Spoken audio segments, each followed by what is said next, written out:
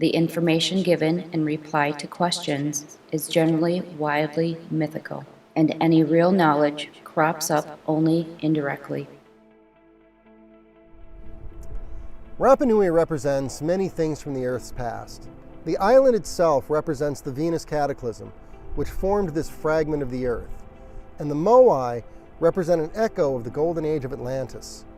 In the remnant shell of this Delta Y transformer, one of the remaining sons of the gods, Hotu Matua, erected a machine so powerful and so clever that it reestablished the Delta Y transformer and engulfed the entire island in a positively charged buffer shell.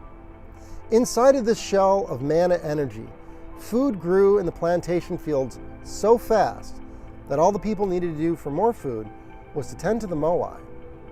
Here in a virtual Garden of Eden, food, good health, and fresh water were provided by a machine designed to last hundreds, if not thousands of years. Because of this marvel, a people sat preserved like a snapshot in time of an era long since past. In September of 1770, the fortunes of the island would change forever when sunspots, estimated at twice the size of the 1859 Carrington event, released a coronal mass ejection at our planet, a planet that was not yet supposed to have any electric machines on it. In that event, a key Moai to the machine melted down. Shortly after that, an old man arrived looking for chicken heads. They were not forthcoming. Click that like and subscribe button, and welcome to Cataclysm 21, Rapa Nui and the Moai machine failure of 1770.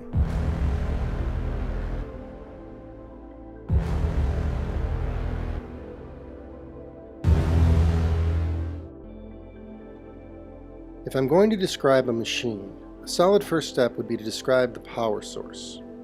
Electrolysis of brine is a well-known process where salt water is used to create electricity. Rapa Nui is surrounded by a brine we call the Pacific Ocean, a literal ocean of free electrons that is replenished on a daily basis by the sun to this day. The electrolysis of brine model allows us to label two key parts of our electrical machine: the saltwater ocean as the source of electricity, or anode, and the island with its natural freshwater aquifer as the draw for that electricity, or the cathode. A quick note about water and electricity. Pure distilled water does not conduct electricity. As I will show later, the dry dust surface clay has seeped into the ancient aquifer over millennia and provided the compounds needed to conduct electricity. Just as the current can flow through copper wire, it can also flow through the water of an aquifer if there's a conductive substance in the water, like baking soda, or the dust of the surface clay I will describe in a moment. To support this electrolysis theory, I point to a 2019 study which confirmed that all of the Moai on the island, every last one, is over a fresh water source, in particular, that seeps into the ocean. No fresh water, no Moai. This is no science secret, and Electric Universe researcher Andy Hall has already well established that subsurface aquifers can allow for the buildup of ions like a battery. These ions were used to power the Moai, who produce the magnetic field we will discuss in a moment. It makes sense that water is found where lightning is struck. Subsurface water is a source of ionization that intensifies charge density and therefore the electric field, while attracting lightning to its location. Standing surface water won't do that because ions have no point to collect. They spread evenly over the surface of the water. But subterranean water is trapped in the earth where ions can collect and build concentration, locally intensifying the electric field. Pits, craters, and rills formed by lightning leave depressions over aquifers that are natural for springs and wells. In the electrolysis of brine model, there are two key byproducts when creating electricity through this process: chlorine and hydrogen. In the anode ocean, the salt, or NaCl, breaks down and becomes chlorine molecules. Chlorine is the chemical most commonly used in swimming pools because not much survives in a high chlorine environment. And this high chlorine environment is essentially the environment around the island described by every captain to visit it in the 1700s, including Cook, who said there was little, if any, life around the island and no fish were caught from his party during the entire visit. The waters around the island were, for all intents and purposes, dead. Long-term chlorine levels from the machine had ensured that. On the upside, it probably kept away the sharks as well. It was noted how good the swimmers were who greeted the boats. They had no fear of the water and swam out in large numbers to greet the early explorers. On the cathode island, the fresh water breaks down and becomes hydrogen. For that process to happen, the dust on the island's surface needs to enter the island's ancient aquifer. In Cataclysm 19, I describe in some detail the evidence around the giant palm tree that once covered the island with deep root cavities that were 6 to 9 inches wide and ran nearly 20 feet down into the basalt rock. The island was 80% covered by these palm trees and the root holes, and in the Cataclysm, they left a surface that looks much like a colander, capturing virtually all the water that falls onto the island, which is why Rapa Nui has literally 0 draining rivers to the ocean. Sediment entered the aquifer slowly over millennia and has assisted to conduct the current and release hydrogen as a byproduct since the machine was first activated by King Hotu. If hydrogen were being produced in the aquifers of the island, there would be no indication to visitors as the molecule itself is odorless, tasteless, and colorless. It also rises very fast, being the lightest element on the periodic table. The Dutch explorer Roggeveen did not know that he had recorded a story about the hydrogen, but he did when he recorded the first account of how food was cooked. He and his men were left quite baffled. Quote, "It was incomprehensible to us how these people cooked their food, for no one was able to perceive or find that they had any earthen pots, pans, or vessels. The only thing which appeared to us was that they scraped holes in the ground with their hands and lay large and small flint pebbles in them, for we saw no other kind of stone. Then, having got dried litter from the fields and laid over the pebbles, they set fire to it, and in a little time brought us a boiled fowl to eat, very neatly wrapped round in a kind of rush, clean and hot. How do you boil a fowl over a flame and without a pot? Simple. You dig into the soil in a known hydrogen hotspot over an ancient palm tree root, add rocks for aeration, set some kindling on fire on top to ignite the draw of hydrogen, and as the hydrogen burns, it combines with the oxygen to create steam, and voila, boiled fowl without a pot. You can't do this today because the cathode is broken and the island is no longer producing hydrogen at the same level. But in 1722, when the machine was still fully operational, they steamed a chicken right in front of the explorers, who had never seen a hydrogen stove and had no idea that when you burn pure hydrogen, you get steam as your byproduct to cook your food. There are several important accounts from the Gonzales visit in 1770 supporting the presence of hydrogen at high levels on the island. The first account notes that the people not only kept their fire underground, but, quote, "It seems they have some superstition against removing it. This was observed when any of our people wanted to light their tobacco." The Dutch explorer Roggeveen gives us much more. Quote, "They could not bear to see us smoke cigars. They begged our sailors to extinguish them, and they did so. I asked one of them the reason, and he made signs that the smoke went upwards, but I do not know what this meant or what he wished to say." What the local meant to say was that the island produces hydrogen as a byproduct of the field, and it filled the air in ever and ever greater concentration the higher the elevation went. It wasn't a superstition against removing fire from ground level. They just didn't want the island to blow up. Just as the fowl was cooked over small rocks on top of a hydrogen flame, the Moai sat over small rocks and appeared to be powered by both the electric current from the ocean and by heating the Moai by lighting the hydrogen fires beneath. The lighting of these fires was noted by Captain Roggeveen in 1722 when he arrived.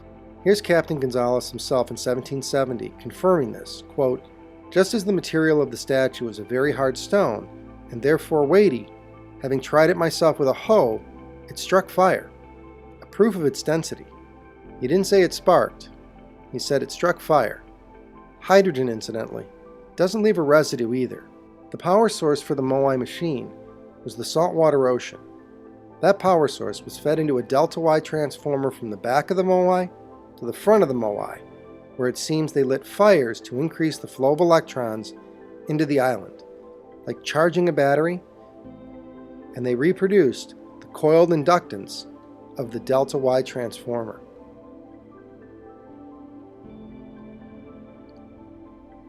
Te Pito o Te Kayenga, or Fragment of the Earth, is the remnant shell of a delta Y transformer created in the Venus Cataclysm, as I cover in Cataclysm 19. The transformer combines the two basic principles of our battery, the anode ocean and a cathode island, and adds in magnetism, which will run perpendicular to the charge.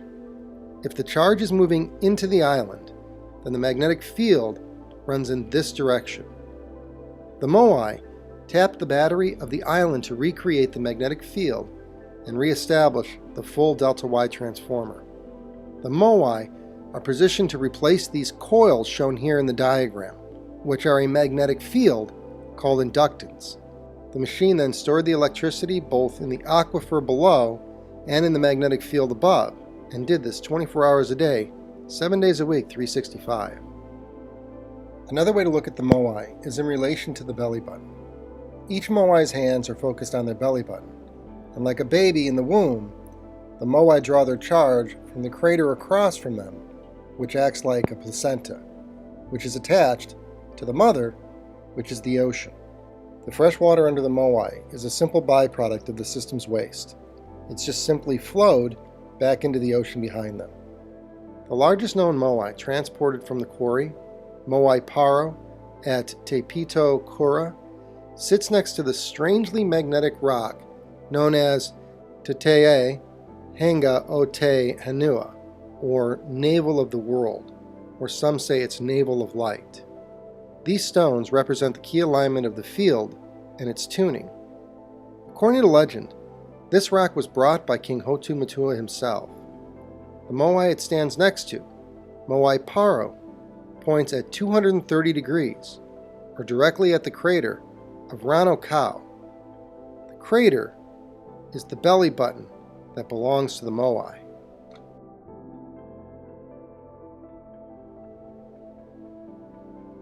I want to focus on the portion of the island known as Poiki. In a delta Y transformer, there is a primary ground to which all three nodes of the delta transformer ground to. And in the Cataclysm, that portion of the island is known today and historically even to the people of the island as Poiki.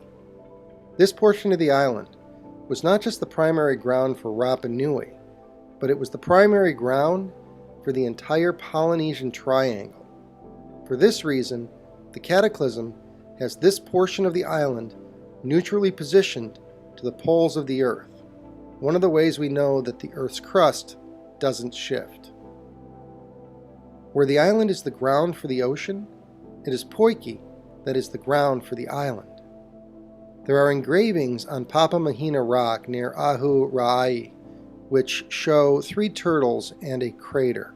This is a diagram of the delta configuration of the machine, and it shows the flow along the southern part of the island from the Rano Kau turtle along the Moai field to Poiki, represented by this turtle on the right. The crater at Ranu Uraku is represented to show that all mana runs past it, which is why it has the greatest concentration of Moai on the island directing it in. It's quite the setup. But if you're not sufficiently impressed with the machine yet, in a moment we'll get to the pyramidal technology on the other side of the island. This positive field created by the Moai at Tongariki and focused on the Ranu Uraku crater is all by design for agricultural purposes. All the Moai on the island were channeling the mana into the island, except El Gigante. El Gigante was not left unfinished. It is completely finished and exactly where he is supposed to be. El Gigante was not left unfinished. It is completely finished and exactly where he is supposed to be, drawing mana sunlight down into the crater to increase the yield of the garden and bring fresh water from below. It may still be doing so today. The machine may have even traded the soil cyclically based on a 2017 microscopic study of the crater's soil, which found basalt dust and phosphorus replenished at regular intervals, and garden samples also showed they grew tropical crops in great abundance. This was the main greenhouse of the island. In continuing with the Moai positioning in relation to the desired electron flow and magnetic field, we have the 7 Moai at Ahuakivi. These are the only Moai to face towards the ocean rather than inland, and they do so facing west to the sunset and are precisely aligned with the equatorial solstices, the 2 times a year when the sun is directly aligned with the Earth's equator. The sun rises in the east and sets in the west. Transformers naturally balance the load in the magnetic field. However, the subsurface aquifer is not necessarily an ideal and perfectly wired connection. So in this way, the island managed any excess charge over the day by distributing the load west throughout the day and then allowing the natural flow to deflate it like a balloon back across the island overnight before being reblown from the east again the next morning. This balloon feature is what makes a transformer so durable. In this way, no single node becomes overloaded. When a transformer fails, one reason is because the load is most often high over a very long period, like during a heat wave when air conditioner use strains the local grid and the transformer blows. The other way it happens is if the load coming in is very high for a short period of time, like in a coronal mass ejection hitting the Earth over a major population center and popping the transformers. The takeaway here is that transformers fail, and for very recognizable reasons.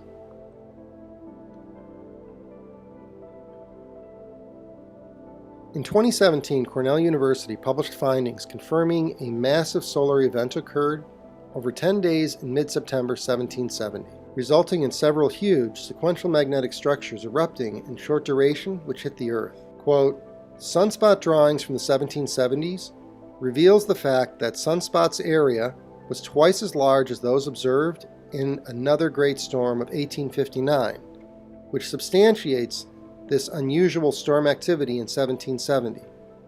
These spots likely ejected several huge sequential magnetic structures in short duration into interplanetary space, resulting in spectacular worldwide aurora in mid-September 1770.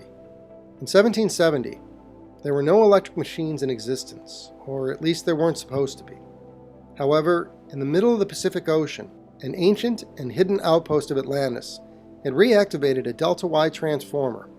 The transformer was now anywhere from 600 to 1300 years old, and many Moai had been added over the centuries to help maintain the field. Despite the effort, over time, the transformer became prone to failure simply due to age, and on September 17, 1770, at the peak of the solar storm, the transformer overloaded and arced into a plasma discharge in the upper atmosphere, creating the shape of a man in the sky for a period of time. Katherine Routledge's journal captures this discharge story in one of her wildly mythical tales. A solitary legend relates to a unique figure resembling rather a block than an image, which lies on the surface on the outside of the mountain. It is the single exception to the rule mentioned above, that no evolution can be traced in the statues on the island. The usual conception is there, and the hands are shown, but the head seems to melt into the body, and the ear and the arm too have become confused.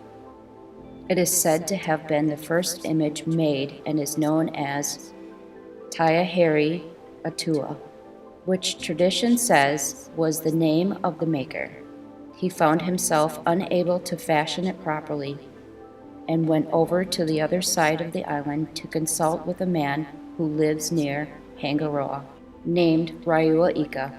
He stayed the night there, but the expert remained silent, and he was retiring disappointed in the morning, when he was followed by his host, called him back.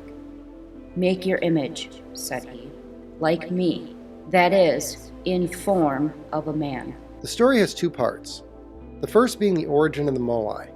Its origin says that it is the first Moai to be made, which could mean it is the oldest, or one of the original, or it could mean it was primary to the system. It could also mean it was the first to fail, or some combination. Teahere Atua was either the maker or the description of the Moai's role within the machine. The second being the problem that began to develop at Moai Teahere Atua. He represents both the original builder's inability to create a Moai that would withstand the coming shock, and it represents the Moai himself.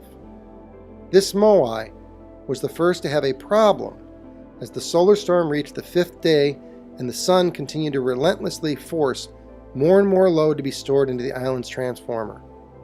After 5 days of high load, we can say that the first criterion for a transformer failure had been met. On September 16th, a prolonged CME struck the Earth. The island's eastern transformer around Ranuaraku ballooned, and Moai Teahere Atua became distressed. Per the machine's design, to provide relief, the charge was sent to Hang Roa for the night. This area of pyramidal technology is designed to manage and dissipate excess loads and is the house of the expert visited that evening. The expert remained silent because he was unable to dispel the excess charge in the aquifer below that was building up. This occurred because during the night, the auroras of the CME reached low latitudes below 30 degrees, and Rapa Nui sits at 27. This prevented the island from dissipating the excess energy overnight, and in the morning of the 17th, as the peak of the CME hit the Earth, the machine geared up for another day of electron intake, just before the spring morning equinox. Teahere Atua arced into the upper atmosphere in a plasma discharge that formed the squatterman figure over the island, etched in stones across the world. "Make your image," he said, "like me, that is, in form of a man." Using Routledge's description of the block and available photos, we can say with some confidence that what is being described in the story is the melting of this Moai in a plasma discharge, and not some retro Salvatore Dali artwork. Once the charge had been dissipated, things on the island may have appeared normal for a time. 3 months later, in December, when Spanish Captain Gonzalez arrived, he described the Moai as standing and in good shape. But there was no complete survey done, and so one lone melted Moai out of more than 900 would not have drawn much attention or note. However, when they marched to the high point of Poiki and pounded 3 crosses in to declare the land for the King of Spain, Gonzalez says excellent tasting fresh water began pouring out. This is an indication that by this time the island's aquifer was heating up and the water was being pushed up and out of the highest places on the island. Water does not flow uphill without very good reason. In 1722 and in 1770, the Roggeveen and Gonzalez ships had no problem sourcing fresh water. However, by 1774, Captain Cook quite literally declared that if there was no more fresh water on the island, then there was little good reason to stick around, and took off to find fresh water for a crew that was showing signs of scurvy. Another oddity, in 1722, Roggeveen noted the field crop's low quality, calling the food, quote, very tasteless, as if from want of cultivation. While Roggeveen found the food tasteless in 1722, in 1774, Captain Cook declared he'd had the best potato of his life. When the aquifer swelled, the red dust that had been washed into the aquifer over millennia was expelled back up above and into the gardens through the old palm root holes, and it added nutrients back into a system that had long since washed away. We have further confirmation of this expelled fine and nutrient-rich soil by Captain Cook. Quote, towards the highest point of the south end of the island, the soil, which was a fine red earth, seemed much better, bore a longer grass, and was not covered with stones as in other parts. But here they saw neither house nor plantation. The plantation that once existed on Poiki's east end was covered in a mud flood pushed out of the crater called Pua Katiki. These parallel rows are the mud flood buried plantation fields of King Hotu Matua's garden. While the heating of the transformer caused the water to push up, there was a final event which knocked over many Moai and destroyed a number of the Ahu platforms. Here is the account given to Katherine Routledge of the event that knocked over at least some, if not many, of the statues and the platforms. No one now remembers the statues standing on an ahu, and legend, not of a very impressive character, has already arisen to account for the fall of some of them. An old man arrived, it is said, in the neighborhood of Tongariki, and as he was unable to speak, he made known by signs that he wished for chicken heads to eat. They were not forthcoming. He slept, however, in one of the houses there, and during the night his hosts were aroused by a great noise, which he gave it to be understood was made by his feet tapping against the stone foundations of the house. In the morning, it was found that the statues on the great ahu had all fallen. It was the revenge of the old man. The old man that arrived was the age of the machine. He arrived in the neighborhood of Tongariki because that is where the first Moai that melted down due to age, Taihere Ochua, could be found. The inability of the man to speak is important in two contexts. First, the aquifer was clogged by thousands of years' worth of dust washing down. And second, the ancient vents, created in the Cataclysm to vent heat and plasma, were clogged. The signs the old man made were through mud flows and other effects you would expect when a transformer fails like this. Researchers already acknowledge that there is a sedimentary backwash in the craters. At the Ranuraraku crater, the mud encased the Moai and knocked them from their pedestal and up the wall inside the crater. When the mud spilled over the crater, it consumed the Moai on the outside. These Moai are covered in mud expelled from the Ranuraraku crater during the machine's failure. This pressure is why the old man was asking for chicken heads. Chicken heads were not forthcoming because the vents were clogged with collapsed rock and in-washed sediment. As the failure continued, the aquifer of the island dried and electricity began arcing beneath ground, leading to the old man tapping his feet against rock. These electrical discharges eventually reached the hydrogen-rich platforms of the Moai and arced, pulling the Moai in towards the cathode and igniting the hydrogen, which blew the platforms apart. This is the natural state the platforms were found in by Katherine Routledge. Why the population knocked over the rest may have as much to do with whose Moai still worked as it does the effect the remaining Moai were having on other parts of the island, and possibly still the aquifer. You see, that was the worst part of all the losses for the inhabitants. Much of the fresh water of the aquifer had either been expelled through the ancient craters or evaporated during the failure. This is why Captain Cook said the only water on the island was from a well that was brackish. The fresh water, now evaporated from within the aquifer, was replaced by the salt water of the ocean as it seeped into the rocks and crevices it had once only sent electrons through. With this clearer understanding of the island's history, we can better describe what happened over the next decades as the island slowly died. Moai were knocked over to further disable the machine. The agriculture on the island began to climatize or grow more according to its climate and normal soil potential, and food shortages began creating civil unrest and division amongst the people. In the 1860s, slave raiders took up to 1,500 Easter Islanders to the mines of Peru, where nearly all of them died of disease, having lived for so long in an inert bubble of health. When international pressure forced the return of the 111 remaining survivors, they brought the disease back to the island and devastated the remaining of the population, plunging their history deep into darkness before anyone could seriously study and preserve the information. What we do have is enough to piece together the unique history of a people lost in time and trapped in a Garden of Eden. I'll revisit Rapa Nui again sometime in the future. There are so many more fascinating things to cover. In the meantime, please hit that like button so the world hears this story, and subscribe for ongoing groundbreaking new material. And don't forget to tell your friends. Shit's weird, brah. Peace.